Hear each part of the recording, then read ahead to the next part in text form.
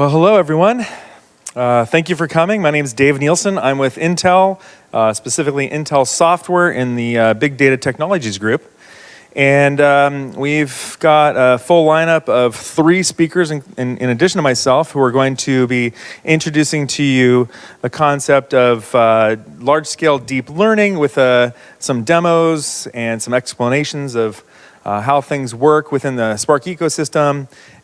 In particular, we have Tim and Sujee, who are from Elephant Scale.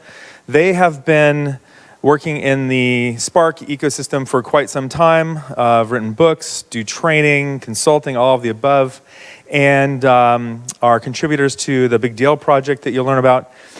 And also we have Alex Callanan. He's the VP of AI and Machine Learning over at Seismic, and he has been involved in quite a few image recognition projects. And together we put together this presentation along with some content, some Jupyter notebooks, such demos and that kind of thing, so that you can go back and try some of this at home. And so without any further ado, I'm going to go ahead and just turn it over to Tim, and then after that will be Alex, and then following that will be Sujee. So Tim, jump on up here. I'll turn it over to you. All right, thanks, Dave. So yeah, we're going to be talking today about large-scale deep learning with BigDL. And so I'm Tim Fox. I work for Elephant Scale, do consulting, training, and contributing to BigDL as well. I have a background in data engineering, data science. So that's about me. Elephant Scale, we do workshops, training in big data and AI. We do consulting as well. We focus on, especially on machine learning and deep learning on big data platforms like Hadoop and Spark. So, okay, so I'm going to give you a quick roundup of AI and machine learning and deep learning. I'm sure this is a review for almost everybody here. Obviously, you know, AI is a general term talking about intelligent tasks. Machine learning is a subset of AI that talks about being able to learn from data without being explicitly programmed. And deep learning uses neural networks to solve some hard problems. It's a subset of machine learning.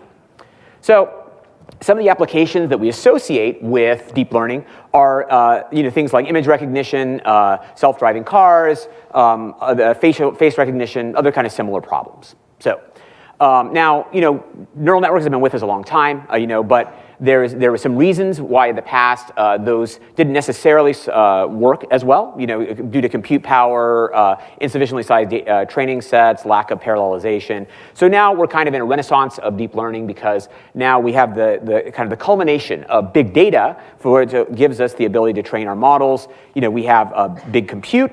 Based on the cloud ecosystem that we have today on AWS, we're able to, in a very affordable and flexible way, be able to acquire the compute resources that we need to be successful in deep learning. So I'm sure many of you are familiar with the AI software ecosystem. So in terms of machine learning, we have great libraries like scikit-learn, Weka, Mahout, et cetera. And in terms of distributed, we have Spark, MLlib, and H2O that allow us to distribute that to scale. In terms of deep learning, we have frameworks like TensorFlow, Theano, Caffe, et cetera, and many others that are focused on deep learning as well. And in terms of deep learning at scale, we're going to be talking about that primarily. We feel like BigDL, our open source project, has a unique space there, but there are other frameworks that are working in that distributed deep learning as well. So machine learning and big data. So now, a lot of the machine learning work that's been done in the past has been focused on kind of single computer resources. We know kind of vertical scalability. A lot of our popular libraries tend to be more single node based or have very limited ability to distribute. But the big data ecosystem, of course, is designed around kind of massive parallelization and distributing our data on a cluster. So here are some of the modern deep learning frameworks we've mentioned before, like TensorFlow, Torch, MXNet, Keras, Theano, Caffe, et cetera. And of course, we're going to be talking about BigDL. So some of the tools that we have here for scalable big data, of course, is Apache Spark. And on top of Apache Spark, there's MLlib, which is going to give us scalable machine learning, although not necessarily deep learning. Now, BigDL, we're talking about today, is going to bring deep learning to Apache Spark. Of course, TensorFlow and many other frameworks allow us to do deep learning as well. So Amazon machine learning, I'm sure as many of you here at this conference are familiar with, it'll give us a lot of ready-to-go algorithms, et cetera. Okay, so let's talk about BigDL. So it is a deep learning library for Apache Spark. So it gives us feature parity with a lot of the deep learning frameworks that you're already familiar with, like TensorFlow, Caffe, Torch, et cetera. And it can, but importantly, it can scale the huge data sets built on top of the ecosystem of Apache Spark and Hadoop. So when we build a production ML deep learning system, it can be quite complex. And the actual machine learning or deep learning piece, we can kind of see there in the middle there, that is in some ways some of the most interesting part. But in terms of our orchestration or whatever, in terms of the volume of code, not necessarily the biggest or most complex. So, you know, dealing with that scalability of deep learning, we have to go in and consider that. So,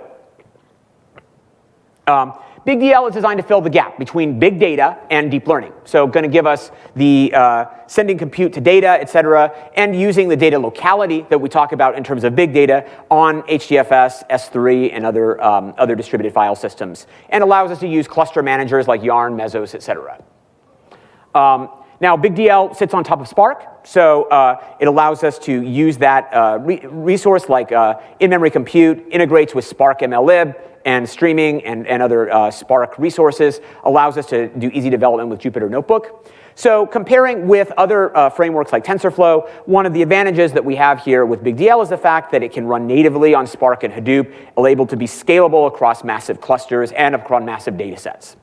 Again, BigDL is going to provide the big compute plus big data. So it's going to help us in balancing our needs for that. It's going to allow for massive scalability. You know, Hadoop is the big data platform for on-premises deployment. It also is going to play nicely with other BigDL, with other frameworks. We can use our existing TensorFlow or Caffe models at scale in BigDL. We can also export our models from BigDL to TensorFlow and Caffe. So some of the use cases, of course, we can use BigDL for fraud detection, sentiment analysis, image recognition. Many other use cases. We have a GitHub repository there which has a number of use cases here on BigDL. So, okay, so a lot of people ask us about GPUs and CPUs. So GPUs, of course, have been very successful for deep learning performance. CPU in the past wasn't vectorized and not optimized for parallel compute, but Intel modern Xeon processors have vectorized linear algebra that have been able to approach the speed of GPUs. The Intel Math Kernel Library is what's enabled a lot of that performance, efficiency, and tuning to happen.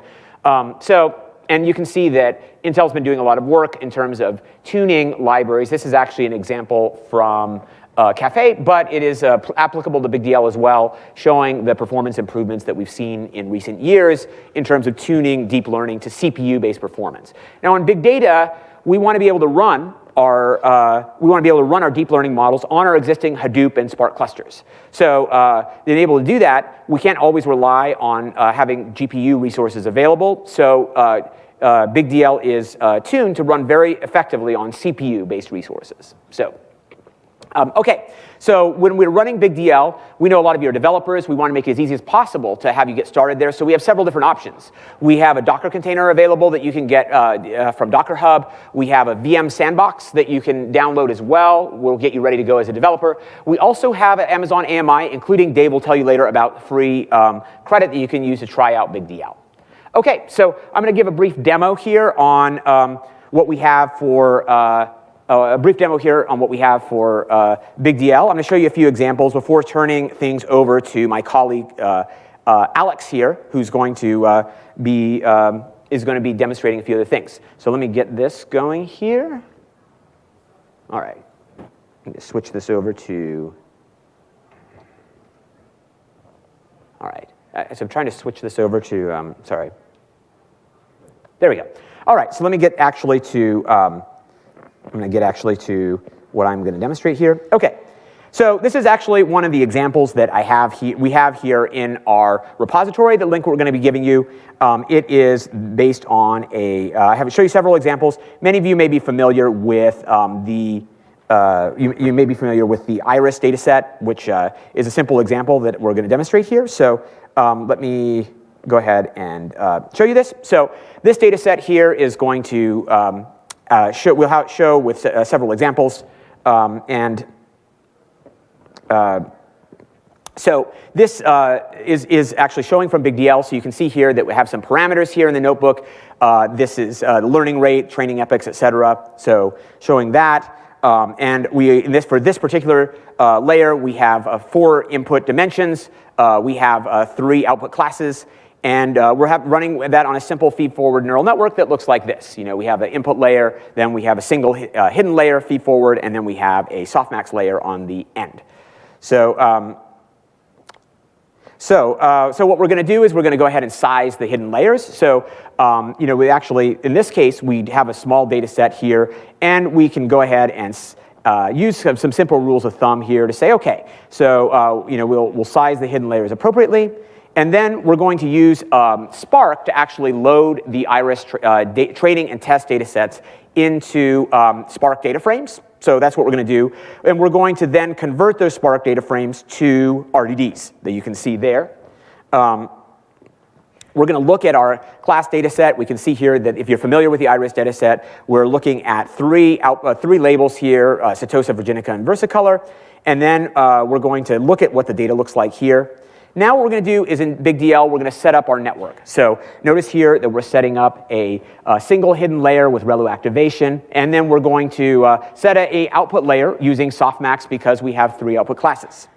So then what we're going to do is we're going to train the model. So here's how we do that. We have a optimizer here, which is going to use AdaGrad here with our learning rate, et cetera. We're also then going to set our validation logic here for that model. And we're going to output the results here, which we're going to then be able to view those results in TensorBoard. And we'll demonstrate that in a minute. And let me skip ahead a little bit. So then let's look at our results. So we show we have a curve here, which shows our loss during training. We're also going to look at our top 1 accuracy here during training as well. So there's that. So then we're going to see our visualizations on TensorBoard. So give me a second here. Yeah. So we're going to load that on TensorBoard there. So yeah. So you can see here. Now we are running on TensorBoard. Of course, TensorBoard is part of the TensorFlow project. However, we use it as well in BigDL because it's awesome for doing visualizations and that kind of thing. So you can see here that we have more visualizations on the weights, et cetera. Finally, we look at the results here. So you can see the result on this here. We have a confusion matrix here. So you see we had actually 1 misclassification that we have here. The prediction accuracy here is, I think, 96%. So we have that as well. So, OK. So in that you saw the kind of the Iris example running on the RDD-based API. Now, those of you who are familiar with the Spark ML 2.0 pipeline API, we also have an interface for that. That uses the transformer and estimator interface. So I'm going to go ahead and show you that here. So notice that we have a similar setup here where we're setting up our parameters here for input classes, output, the input classes, output classes, et cetera. Now, notice here we're setting up vector assembler and a pipeline following a similar pattern for those of you who are familiar with Spark ML. So the cool thing about the pipeline API is that it will fit very well in your current Spark ML pipelines. Those of you who are familiar with Spark ML, you probably recognize this, a vector assembler, standard scalar, pipelines, et cetera. The cool thing about BigDL is that it will plug directly into that. So you can go ahead and use that as part of your current pipelines, and there's a lot of great infrastructure available for that on as part of Spark ML. So, OK. So once we did that, we're going to set up similar how we did before. We're going to set up our layers here using the DL classifier task, which is it is going to implement the transformer interface within Spark ML. Then we're going to go ahead and set our training parameters here, and we're going to go ahead and call fit method on the model, which is then going to fit that on our training set and get a classification model. So, OK. So then once we do that, we can go ahead and get our output. You can see there's now a prediction column, which is going to give our prediction for what the output class is going to be. Then we're also going to then do our precision recall, AUC, area under curve, calculate precision recall, accuracy, et cetera, and do other kind of similar metrics that we would normally do on a machine learning problem like this. similar to what we just did on the previous example. And then we can look at the accuracy and confusion matrix there as well. So, okay, so that is, so this is showing, here how we can do this with a very simple data set for Iris. Now, a lot of you are probably thinking, that's great for Iris, but Iris is a pretty trivial data set. How could we use BigDL for something a little bit more interesting? So Alex is actually going to be coming up shortly to show you that, but I also wanted to illustrate one more example as well. Of course, all these examples are available on the GitHub that you'll have access to and you can play with. I'm going to show you an example on a credit card fraud detection. So let me go ahead and bring that up here. Okay, so we're going to see another feed. This is going to be another feed-forward network. Again, now we do support, many other types of networks. You're going to see, Alex is going to show you a convolutional example, and of course we have LSTMs and RNNs and many other types. Again, this is another feed-forward network just for the sake of simplicity, and we're going to look at this for a credit card fraud data set, where we're going to then use this feed-forward network on some PCA'd credit card fraud data in order to do a prediction task, classification task for this. So you can see our dimensions here for that data set. So, okay. So here is our notebook. Again, we're going to be doing all of our imports with BigDL. We're going to be setting up our parameters here for our learning. Notice our parameters here, batch size at 10,000. We're setting up our layers here, for parameters here for number of inputs, number of output classes. In this case is binary, so that's 2. We're going to have 10 neurons in our hidden layer. And so we're going to go ahead and actually, again, kind of illustrate how we came up with that number, et cetera. I'm not going to go too far into that in the short period of time that we have now. And so now what we're going to do is we're going to we size our hidden layers. Now, again, we're going to be loading our input data set into a Spark data frame. And we're going to be selecting our items of interest out of there just to illustrate what we have here. Again, in this case, you can see the summary statistics on that particular data set. So then what we're going to do is we're going to look at the class frequency. Now, in this case, we actually have the vast majority of our transaction classes here are normal rather than fraud, which I hope at most banks that is the case. I hate to think that there's a lot of fraud transactions, but we are going to take that kind of that kind of imbalance in the training into account in terms of how we are going to do the training. So then we're going to go ahead and split here. What we're going to do is actually we're going to do training and test by adjusting by time. Then have items past a certain time be part of the test set. Before that is part of the training set. We're now going to we're illustrating actually this with the RDD-based API. So we're going to go ahead and do our feature extraction task and put that there. Now we're going to set that up in the RDD of the sample class that we have. We're going to then, I'm going to skip here to how we do our, again, this is a feed-forward network. We're going to set up our layers. Now we're going to do our training set. Notice here we're using SGD for our optimization. We're going through, again, we're going to be saving all of our logs to a directory here that we can then look at our training metrics and everything in TensorBoard. And we're also going to be able to do some visualizations right here in Jupyter Notebook, and you can look at that as well. So we have some, some illustrations there. At the end of the day, we're going to then see the confusion matrix, accuracy, and other numbers for this example as well. So you can look there at the training theater. We can go ahead and look at TensorBoard to illustrate those things. I think we'll skip that for the sake of brevity here. Also, we're going to go ahead and look at the confusion matrix and accuracy score there. And I illustrate the confusion matrix here. And you can see here, let me skip ahead here, that you can see the confusion matrix there as well. So, all right, so that actually brings me to the end of my demo. So you can see here what we have is we actually have I actually have this currently running here in Docker container where we're all set up, and you can actually look at these notebooks that are here as part of that, including the 3 examples I just showed you. These are those. So you notice we have a number of feed-forward examples. This is what I've looked at, as well as other types of networks.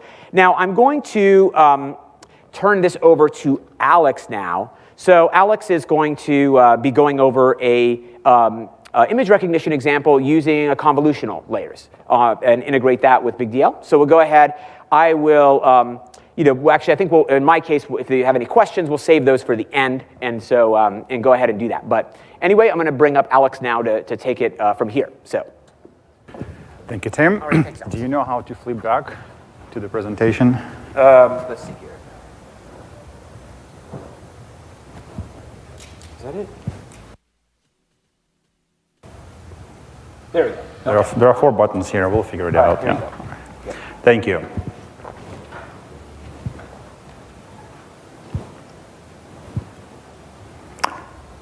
Tim talked about BigDL and in general how to apply deep learning and actual libraries for different examples.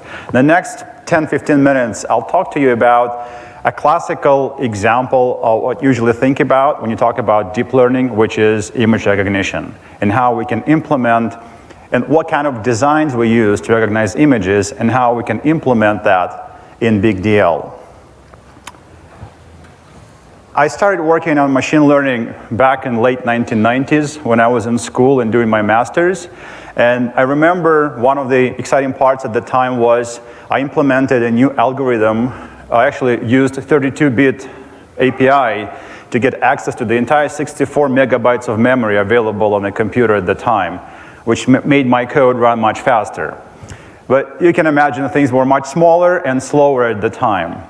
This all began to change about 10 to 8 years ago when we both got a lot more data. We got much better processing power. And also we got, which may be known less, much better algorithms. So it was more difficult to train neural networks in the past because we actually didn't know how to do it efficiently. And that changed around 2006, 2007, which gave this huge momentum to deep learning that we're seeing today.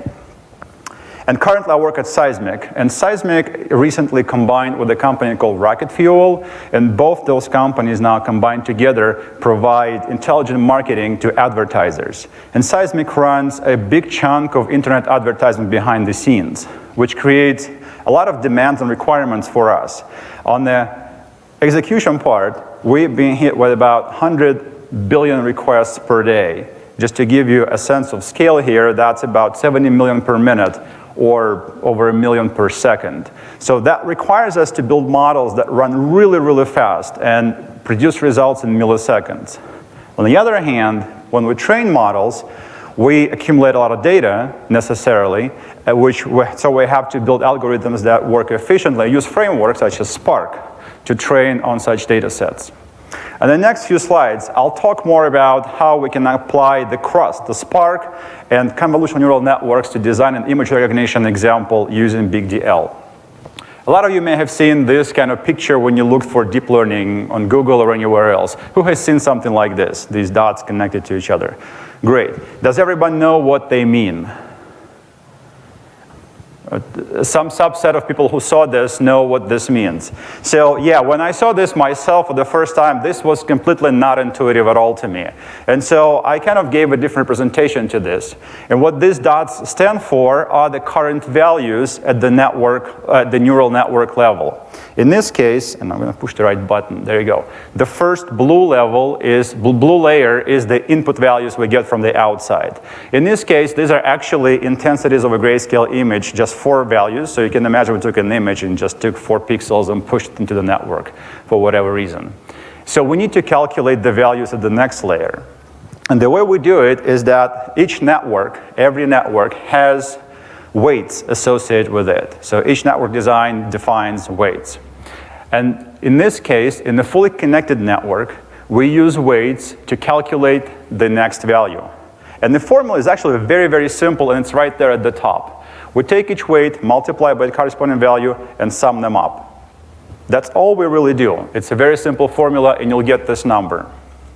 Now, if we do only that, we'll quickly find that this type of network cannot really do anything interesting, because if we just do linear transformations and multiplication and additions of linear transformations, we can approximate only a small number of functions. So that's why neural networks have functions that are called nonlinear functions.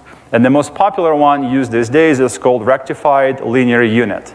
And it's, again, a very, very simple function. All it does, if the value is below 0, it truncates it at 0. If it's positive, it passes it forward unchanged. So in this case, the number is negative. We apply rectifier linear unit, we'll get 0.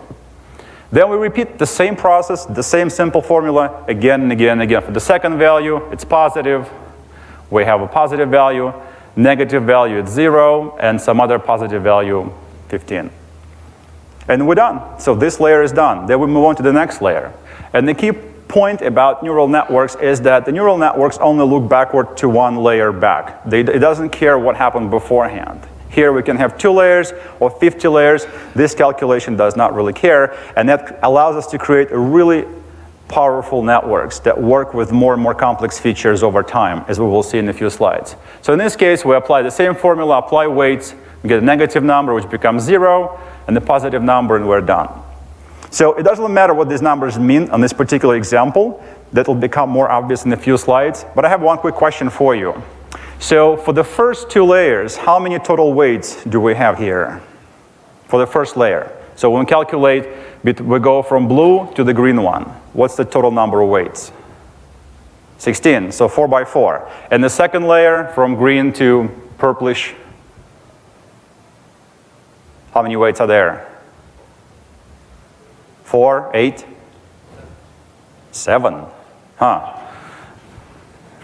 So 8, right? So to calculate the first value in the output layer, we'll need 4 weights, and then the second value also 4 weights. So it's basically multiply m by n, how many cells you have in the first layer and how many cells you have in the second layer. If approximately have the same number of cells, it's a quadratic function, right? So 4 and 4, 16, 1,000, million, and so on and so forth. Now the reason why it's important is this. So now we have this network that's basically is an absolutely perfectly fine neural network. We can use it to recognize images. And we can use it as an example. So that's what these connections and dots actually mean, right? Values at the nodes and the connections or weights that we use to calculate the next value. So we'll use this network to recognize images. And in this case, a very simple image, we'll try to use images of handwritten digits, like 4. So 4 looks to us like this, but to computers and neural networks, they represent it as numbers. In this case, it's a matrix with most numbers 0 because it's a black background, and then you can actually make out number 4 in that series of numbers. And we're going to feed those numbers into the network and see if we can train it and it can learn to recognize these numbers. So there is only one issue with this. And previously, we saw the neural network in the linear form, a bunch of dots. Here, I'm going to represent it in the form of a square, so it matches our images, more or less. But really, it doesn't matter how you draw layers. It's a line, or you do it in the matrix, just fold it into each other. It's exactly the same thing. So the first image here, the first matrix here is the input image. And the next matrix here is the first layer. What we're going to do, we're going to take the input values from the image and calculate the values in the next layer, just like we did a few slides ago, right? So we take every single value on the input image, apply weights, and calculate the first output value. And then we do it again. Now a new set of weights, we apply it to all the input values, we calculate the next output value, and we continue until we calculate every single value in this layer by applying this very simple formula. So nothing really changes. I just changed how I draw these things. So the question that I have to you now is, let's say we take a 200 by 200 image, which is not a huge image by any stretch of imagination, right? So how many values will we have at the input level? If it's 200 by 200, what's the total number of? And it's a grayscale image, only 1 pixel, one number per pixel. 40,000, right? That's the right answer. So we have 40,000 values in the first layer, and we have 40,000 values in the second layer. So how many connections do we have between those layers? Is anybody good with zeros? That would be 16 billion. Oh, 1.6 billion, sorry. So just in the first 2 layers, applying it to not a huge image, we have 1.6 values we have to keep somewhere in memory, and we have to run computation through them. And it's just the first 2 layers. Now, we want to do deep learning, right? So we want to maybe throw like 10 layers.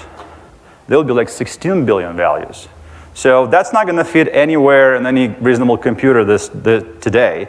And if we could squeeze this kind of these kind of values in a computer, it will take forever to do every single pass to the network for a single image, because there's like 16 billion values you have to calculate multiple times and so on and so forth. So we cannot train really efficiently. Maybe in the future we can. But the problem is more fundamental. 16 billion means we have 16 billion parameters we have to train.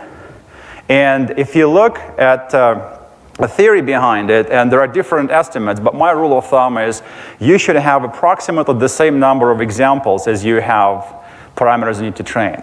So somebody somewhere will need to come up with billions of labeled images that say this is the car, this is a giraffe, this is something else. The biggest data set today we have is called ImageNet data set, and it has about 10 million images. It's like 1,000 times fewer. And even if you were to be able to find this data set, now imagine how long it will take to train this network. The network is huge, the data set is huge, it will be years before you get the first answer. And you won't be able to tweak your results quickly enough. So that didn't work. And that's why we invented a convolutional neural network to solve this particular problem of a huge number of values or weights if we simply naively apply a fully connected neural network to images. And the convolutional neural network actually comes out of really fascinating research done in 1964, 1960s by HUBEL and WIESEL. And what they did, they took cats, anesthetized them, and then showed them different images. And they connected to some of their neurons in the brain. And they measured which neurons responded to which images. And for a long time, the experiment didn't work at all. So they were showing dots in different places, and the neurons would not fire. And then by accident, they put a line drawn on the glass and slid it across the field of view of the cat, and the neuron fired. And that's where they discovered that that particular neuron fires only when it sees a tilted line that slides from left to right. It does not respond to anything else. If you go up or down, it doesn't do anything. If it's not a line but a dot, it doesn't do anything. That was very weird, because if you think about it, cats nor humans have the line recognition neurons, right? We don't have like specific design neurons that recognize lines, the other one recognizes cars, the third one recognizes, cats. They're all the same. So we know that. We looked at the brain tissue of animals and humans, and all neurons look exactly the same. So how come one neuron responds to one signal and the other one to something completely different altogether? And so they designed this theory, came up with the theory that neocortex in animals, and including us, is hierarchical. You have the layers of neurons. The first layer responds to some really basic things like dots and light appearing. The next layer responds to more complex things like lines and circles. Subsequent layers respond to movements, and eventually we end up with neurons that fire when you see, a person to a particular person. And so we borrowed these ideas and applied them to convolutional neural networks. And two ideas. One is a hierarchical, the other one is the local visual cortex. And local means that neurons that respond to signals in our visual cortex, they only cover a small area of our field. So each neuron watches only a small area of our field of view. And if you shift out of it, this neuron stops responding. So in other words, it does not look at the whole field, it looks only at a small area. And by looking at these two things, completely lost all the lines. So we want to build a neural network. You can imagine the lines between those. That is hierarchical, and their first layers respond to very basic features, but as we go further along through the neural network, neurons respond to more and more complex features and eventually give us the answer. Is it a car, or is it a giraffe, or some other object? And there are two key features in the convolutional neural network that makes it different from a fully connected network. The first one is a convolution, and the second one is pooling. And they're actually quite simple. So convolution, if you remember in the fully connected example, we had all the inputs from the first layer, we applied weights to get the first value of the next layer. What the convolution does, it says we're not going to do that. Instead, we're only going to look at the small set of pixels next to each other. In this case, 2 by 2.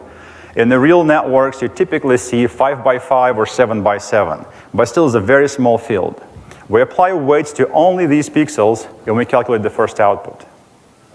Then we simply shift by 1, and we take the next group of pixels and calculate the next output.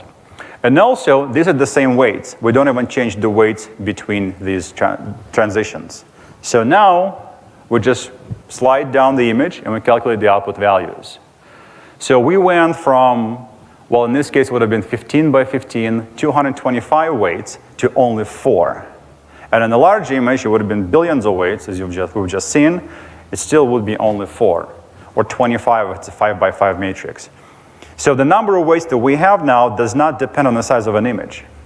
If the image is bigger, we just do slightly more calculations, but the number of weights is the same. So that's how we solve the problem of enormous amount of weights that we end up with in the fully connected network. If you do research, read about this, you might read this called as filters. The filter is basically this set of weights that we apply in this way. So both are synonyms, and typically it's called a filter. And the second concept is pooling. The pooling is just scaling the image down. So once we go through one layer of convolution, we want to scale it down, and there are various algorithms to scale. For example, if you go to Photoshop and you scale it there, it'll apply some sophisticated algorithm. In neural networks, or convolutional neural networks, we use a very simple algorithm where we pick simply the highest value, which works really well and super easy to calculate. Just pick the highest value and we're done. In this case, we shrink the image from 4 by 4 to 2 by 2. It became much smaller. And then we repeat that multiple times until we shrink our input to a very small set of values. And then we can apply a fully connected network to that smaller set and get our classification. So on the top, you can see if we apply it to a number, we just convolution pooling, and then fully connected. And then the answer would be an array of only 10 values, where we would see one that corresponds to an image that our network recognized. Or in terms of images, you can see at the bottom, we take an image, we do the convolution, then we shrink it, another convolution, we shrink it again, and then we end up with the classification. For small images, we can have or simple data sets like MNIST dataset, DIGIT dataset. We can have small networks. And in fact, this network is called LaNet5, and it's a classical network that was designed back in '98. And it was used by USPS to recognize digits on an envelope. So it's a production quality neural network you can use tomorrow to recognize handwritten digits. To recognize more complex images, all we really do these days is simply add more layers. So we go more and more layers, we need more images to train, but it can recognize a lot more images. So I want to show you a quick example. There's a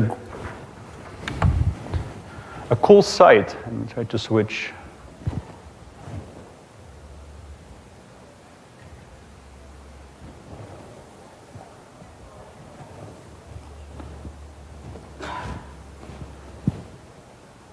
Okay. I need qualified help.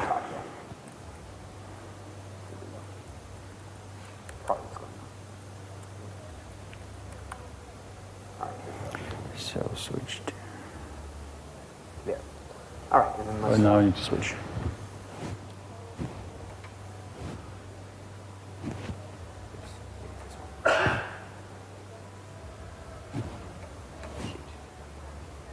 Done before? How do you do it? Well, let's see.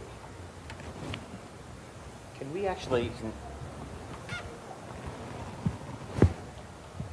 Can we switch laptops here? Switch inputs here? Sorry.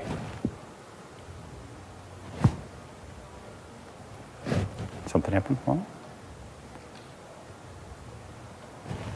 Maybe it's because okay, we're good. Okay. Yep. All right. All right, thank you. So we'll share the links afterwards, so you'll be able to find this website. But what it does, it implements a LaNet5 neural network in the browser, where you can draw a digit and it will recognize it. And a couple of things I'd like to show you is the convolution. So it goes through every layer. The first is the input image. This is the first convolution. That's pooling, so same image as before, just smaller, and then so on and so forth until we end up in the array at the top where it makes guesses what it can be. And actually here it guessed incorrectly by saying 8. So this output, for example, if you look at this convolution, it learned over time to identify these interesting shapes, like top and bottom curvy things, like the ends of these digits. And what it does, and it sends this information further down the network. And the network uses this information to identify the image. That's only one of the inputs, but that's what this little convolution actually learned to do using only a small number of a small filter, 5 by 5. So if I draw a different image here, let's say 4,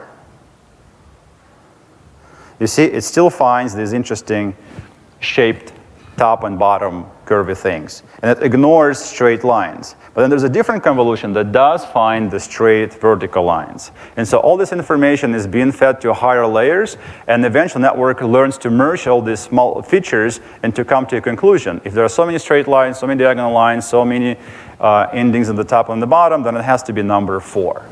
And most of the time that's correct. Sometimes it makes mistakes, but you can train this network to be accurate to the 99.7% accuracy, which is quite remarkable for such a simple network.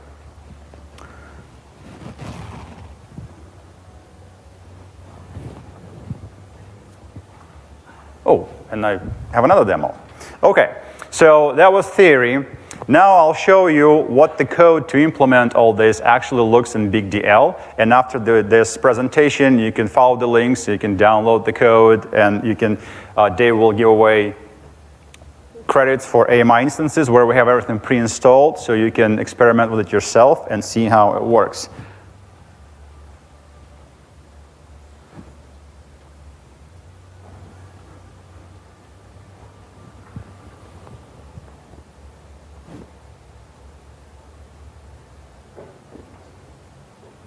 Yeah, I shouldn't have done that. There it is. You got it. Excellent. All right. Thank you. So who've used Jupyter Notebooks previously? Okay, so this will look familiar. Jupyter Notebook is basically a web-based software that lets you run Python code inside it. You can do it one cell at a time and look at the outputs. It's great for quick experimentation. So here we have a setup where we run an instance with Spark installed on it, BigDL, and we have this Python connector to Spark. So the first cell is just loading all the libraries that I need, packages, including BigDL. SC is the Spark context. It's always good to run to make sure we have Spark running as expected. And this is our data set. So MNIST data set is a data set used to measure lots of algorithms for image recognition, and it comes in two parts, the training part and the test part. The training part has 60,000 images, 6,000 of which image 0, 1, 2, 3, 4, 5, and 60,000 labels that tell us which image that actually is. And then we have a test set that has 10,000 images, 1,000 each, and labels. And the way we always do training and validation is we use the test training set to train the network or the algorithm. And then we're going to test it by using the test set. But in that case, we're not going to tell the network what actual labels are. Instead, we'll say, make a prediction, and then we'll compare it to what it's supposed to be, and that's how we can measure the accuracy. And to give an idea what the digits look like, it's a digit 8, so it comes like this, and we see it like this. I will double check the number of classes. The number of classes is the number of different labels that we have, and we expect it to have 10 from 0 to 9. And in fact, I can print them all. So we have numbers 0, 1 through 9. The normalization just changes how our values vary in the image. Instead of 0 to 255, I shrink it to 0.1 to 0.9 in the simple transformation, which will optimize the training. You actually don't have to do it. You can experiment by not doing normalization and simply feeding the raw values. It might take a bit longer to train, but you should get the same result. So now I prepared my values. And this is what the neural network in BigDL looks like. If you remember how we designed LeNet 5, it has a convolution layer, max pooling, convolution layer, pooling, and a couple of connected layers. So it's a very simple network. And as you can see, I have one layer commented out. And in many cases, when you do deep learning, some of that is up for experimentation. So you might add a few layers or remove a few layers by looking at your particular data set and measuring the accuracy. So there is no an exact answer, but there is some room for experimentation. So I'm going to create this function. I'm going to run this function. And when I run it, it creates this neural network in memory on this Spark, inside Spark on this computer. But what will happen if we just apply this network now? We'll pass the number. What will happen? What will be in the output? Any ideas? Well, nothing interesting, right? We just created an empty neural network, and its weights are zeros or random. So if we're going to pass numbers, it's just going to produce some random output. So that's not going to do anything for us. For it to be useful, we need to train it. And the way we train it is by using the train set, where we feed the images, and we tell the network what they're actually supposed to be. Then the network uses the algorithm called backpropagation to constantly adjust these weights until the answers of the network match what we actually tell it should be, or at least match with high accuracy. Then we can use that network, trained network, we can apply to new images and get the new labels, which hopefully will be precise. So the optimizer is the object and the algorithm that actually does the training. So here I create the optimizer, I'll set up some logging, and this is also a logging part, so we'll be able to see how the network is being trained. And that's it. Now we say optimizer optimize, and it will take our network and it will start training it. So here I restricted how many passes we're going to do. The more passes you do over a data set, the more precise the network, the more accurate, but it will take more time. I limited it to only 3 passes, which should take about a minute or 2 to finish. It will make our network fairly accurate, but not completely accurate. And this is how we're training the results, early results of our training. Okay, so our loss is a difference between the prediction of the network and what we actually tell it should be. The absolute value, unless it's 0, doesn't matter that much, but it should be declining with time, which means our network is learning. And in a second, we should see the validation accuracy, which will tell us how good our network is doing. So right now it's the first dot. It's the only one value here. We'll see more in a moment. So currently we have accuracy of 80%, 0.8. So that's how our network is already able to recognize images. That's not particularly good, 8 times out of 10. Let's give it a few more minutes. So our loss is declining. And there we have, so we went from 0.8 to 0.84. In another iteration, we'll do a couple more iterations, and that it will stop. But in reality, you'll want to run it much longer than 3 iterations to get much better accuracy.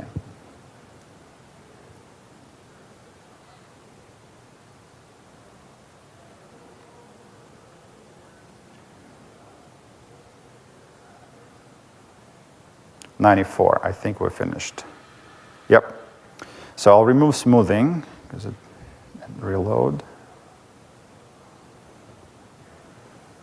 So now we see our 3 values. So with 3 iterations, the first iteration gave us 80% accuracy. By the second one, we went to 92, and now we got to 94. If we continue, it'll get better and better and better, going into 99%, which is pretty good for this network.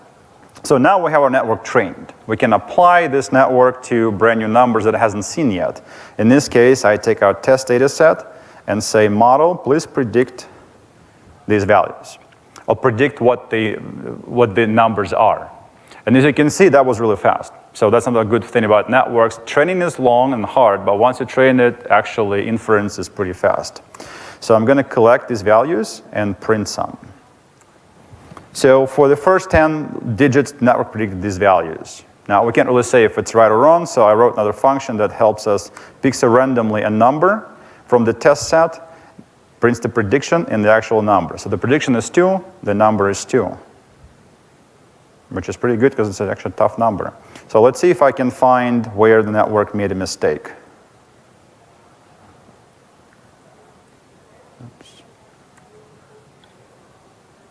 Okay, 0, 0, 5, 5, 6, 6. Well, this could take a while. We have 94% accuracy, right? So it's on average 6 out of 100. All right, I'll do a few more tries. But of course, in your work, you might want to do something more deterministic than trying to randomly guess where there is a mismatch. All right, 3 more and I'm done. Yeah. Nope, didn't find one. So that could be your practice at home. So take this notebook, run it, train it, and then find all the digits that the network recognized incorrectly and see why that may be the case. So actually, if you look at those digits, you'll see that actually they are written in pretty poor way. So it's not surprising the network has made those particular errors. So this concludes the convolutional network and image recognition. We'll send you the links at the end, and now I'd like to hand over the control to Sujee. And you probably want the presentation back. Good stuff. Thank you, Alex. Excellent. You're up. Perfect. All right, guys. So hope you liked what you guys saw. Some really interesting demos. So the whole deep learning space is very interesting, right? And we believe BigDL really brings deep learning and big data together. The project is open source, so you can, if you're really into it, you can really get started with BigDL right away. So we want to make sure getting started with BigDL is pretty simple, because usually when you're getting started with this kind of complex frameworks, there's a bunch of hoops you have to jump through. You have to install a bunch of software, match the versions. We don't want you guys to jump through any of those. So what we have is 3 ways you guys can run BigDL very easily. So we have a Docker container, we have a VM sandbox, and we have an Amazon AMI. So I'm going to go through them real quick. So if you can run Docker, this is what we recommend. Basically what you do is we have a Docker container already available. You pull the Docker container, get our images, download the tutorials, and then launch the Docker. So the cool thing about the setup is you're running or BigDL and Spark is running within Docker container, but all your work, your notebook, your code, they are all saved in your laptop, right?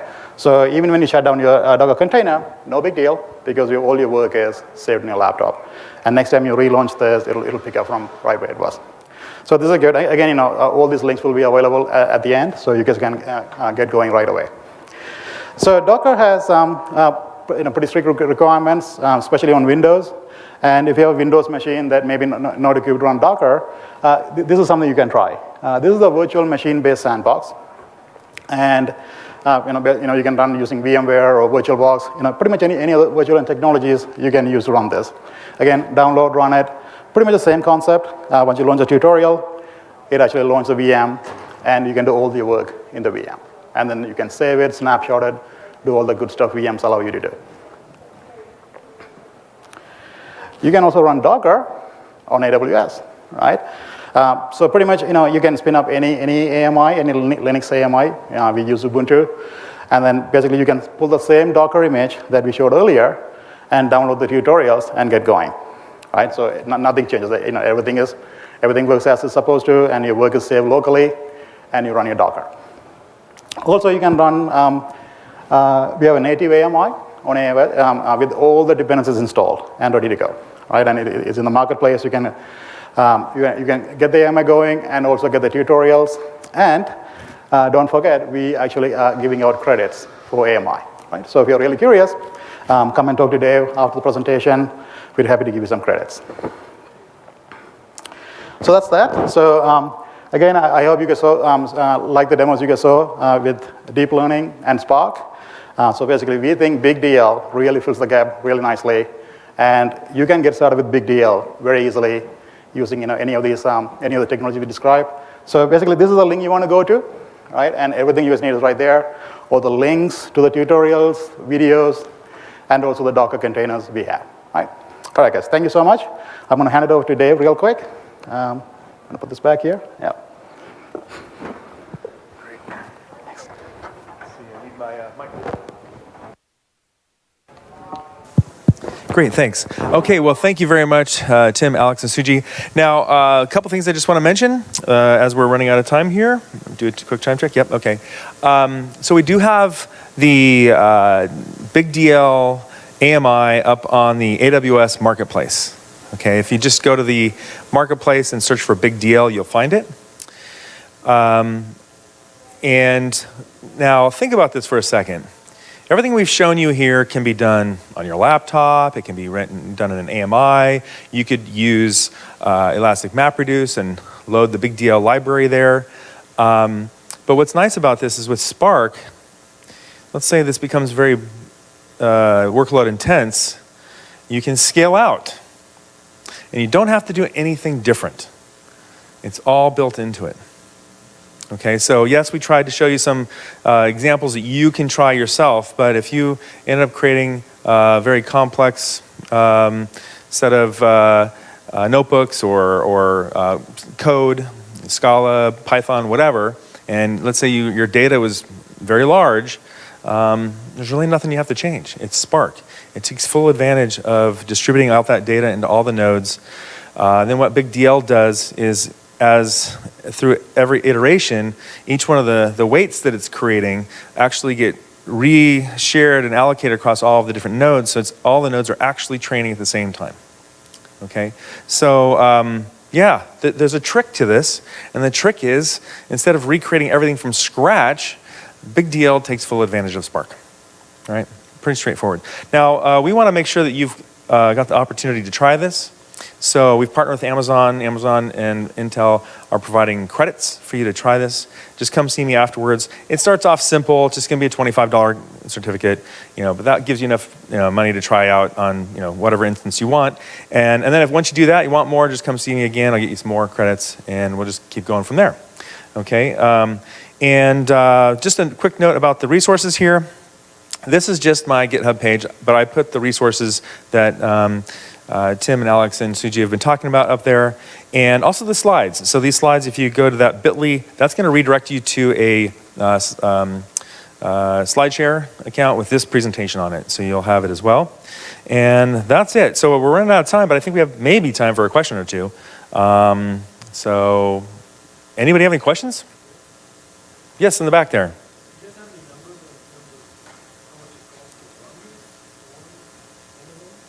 Yeah, so the question is, how much does it cost to run this on Amazon? As you can imagine, this is a very difficult question to answer because it really depends on your workload, etc. I can tell you that from a performance perspective, we've done some tests on some of the most recent Xeon Intel processors, and up until recently, the most powerful processors were the C4. Okay, and with the C5, we've noticed around a 10% increase in performance. And that's because those processors are, Intel's very well aware that the deep learning is popular, and so they've worked hard to improve the performance of the math kernel library that BigDL takes full advantage of. It just comes with BigDL, but it's free. It's from Intel, but it enables BigDL to take full advantage of the the math calculations in the processor. So yeah, that's probably where we're seeing the improvement.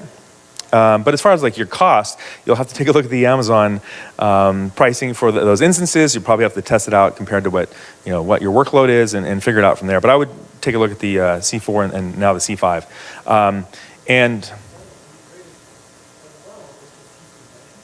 Right. We're actually working on benchmarks. Of course, we started off on benchmarks that were in the Intel Xeon line, and so that's where we've started now, and that's where we saw that 10% increase. And then we have some folks who are working on benchmarks with other processors. So, yeah. Yes, question?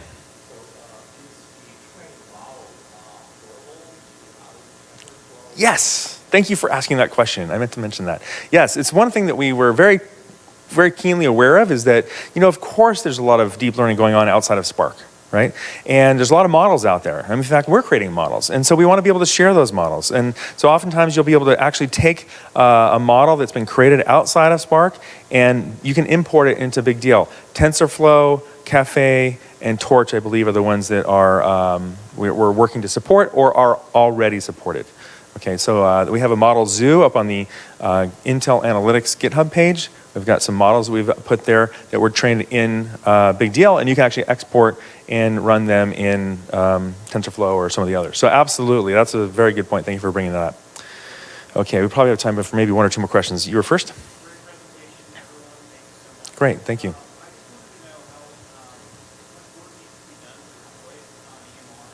Ah.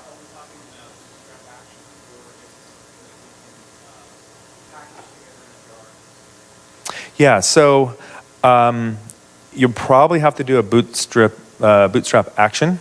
Okay, that's the one I know has been working. Now, there's also, if you're using Scala, it's probably going to be a little bit easier, and you might be able to just submit the code. But if you're using Python, then I know we have to have those libraries on all the nodes, and Bootstrap is probably the way to work. Yes, please, beg. Oh, yeah?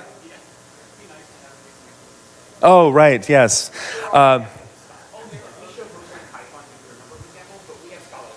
So for those of you online, the answer is we do have examples in Scala. They're in the, if you go to the GitHub /intel-analytics, there's two repos up there. One is BigDL and one's BigDL tutorials. And you should find both Python and Scala examples there. So yeah, thank you. All right, there was another question over here, yes. Yes.